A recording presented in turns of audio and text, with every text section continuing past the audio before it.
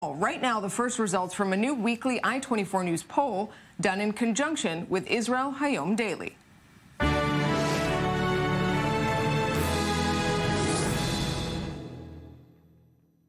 As the most pressing issue that will decide this election, security tops the list with 32%.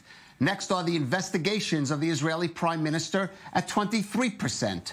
21% say the cost of living is the most important, and 7% equally say it is issues of state, nationality, and religion, and the social-economic gap.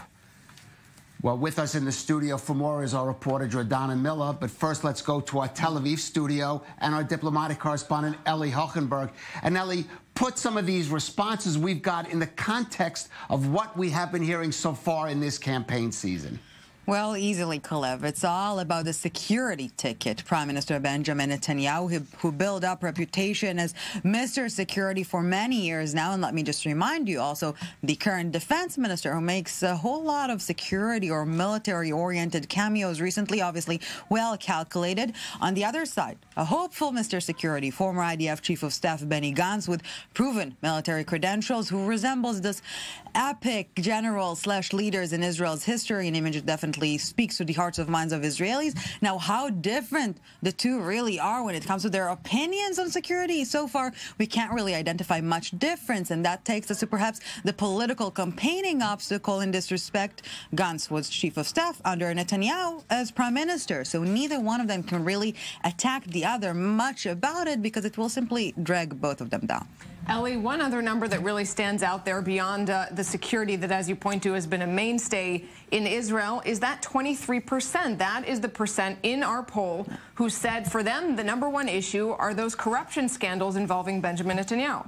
And this is actually a good sign for Netanyahu and Nurit, because as long as the discourse is Netanyahu, yes or no, let it be Prime Minister, yes or no, corrupt, yes or no, etc., he has the greatest chances of influencing the discourse, hence achieving greater control over it. And moreover, Nurit and Calev, many different surveys and polls or more in-depth research indicate that the public distrust or skepticism vis-a-vis the judiciary and the media, especially when we're talking about Netanyahu, is greater than the distrust, or rather the belief that Netanyahu was involved in corruption. So even if not all people believe he's 100% innocent, obviously not the case, they further disbelieve that the establishment, if you will, and is reliable to a certain extent. And in this gap, Netanyahu appears victorious, at least for the time being.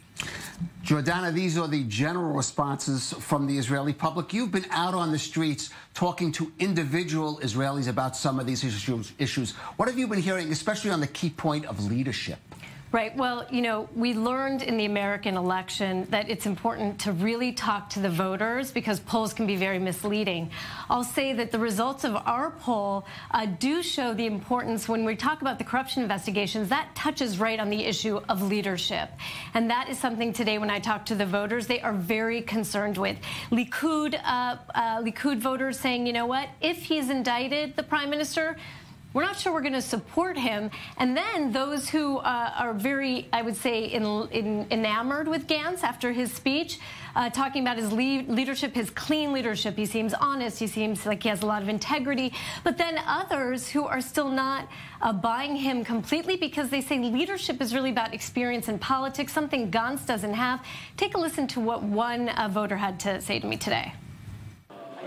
Leadership, you have to build a leadership.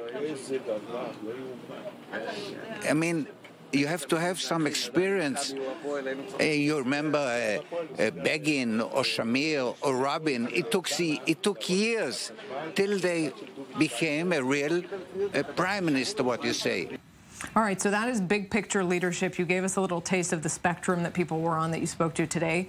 What other issues did you hear from them about? What do they care about? Well, security, of course, topped the list, even before economics, which also is a part of our poll.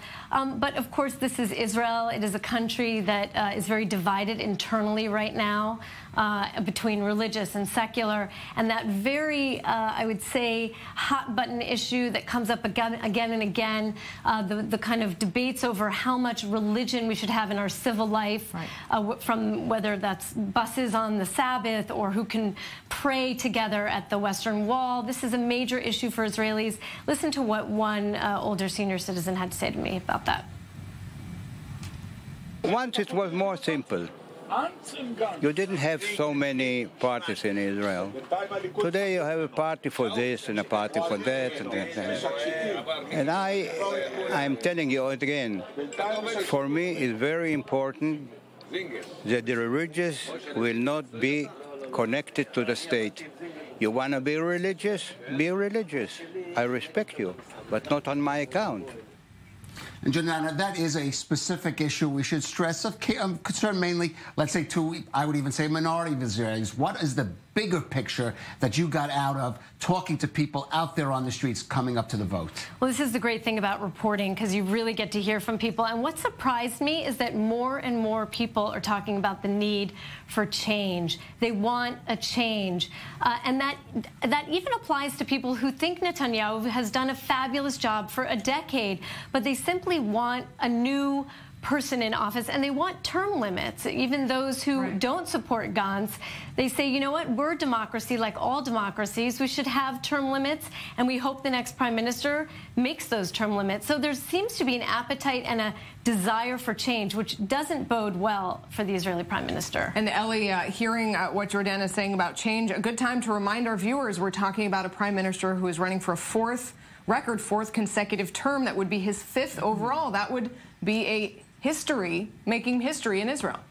Indeed, and this is something Netanyahu would very much like to do.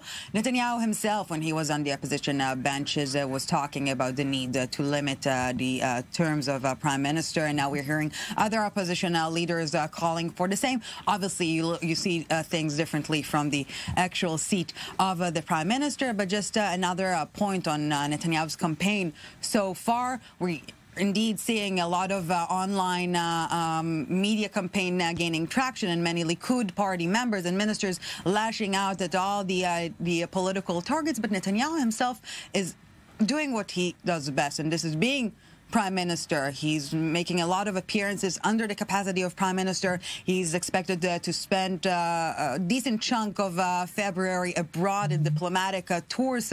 So far, at this phase of the campaign, he's keeping himself out of the deep waters of politics and sits by the pool while all else are getting a tiny bit dirty.